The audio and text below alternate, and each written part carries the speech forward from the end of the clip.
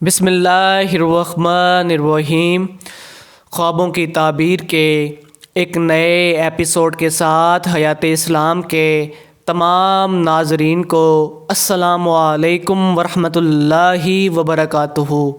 حضرت کرمانی رحمۃ اللہ علیہ نے فرمایا ہے کہ اگر کوئی شخص خواب میں دیکھے کہ الو سے شکار پکڑتا ہے تو دلیل ہے کہ بادشاہ کا مال خزانہ اس کے تصرف میں آئے گا، اور اگر دیکھے کہ الو نے اس کو چونچ یا پنجے سے مارا ہے تو دلیل ہے کہ اس کو بادشاہ سے زحمت اور بلا پہنچے گی، یعنی کہ تکلیف پہنچے گی اور اس کا مال ضبط ہوگا۔ اور اگر دیکھے کہ الو سے جنگ و پیکار کرتا ہے تو دلیل ہے کہ اس کو بادشاہ سے جنگ اور خصومت ہوگی، اور اگر دیکھے کہ الو کو کھایا ہے یا اس کے پر نوچے ہیں تو دلیل ہے کہ اسی قدر بادشاہ سے مال و نعمت پائے گا۔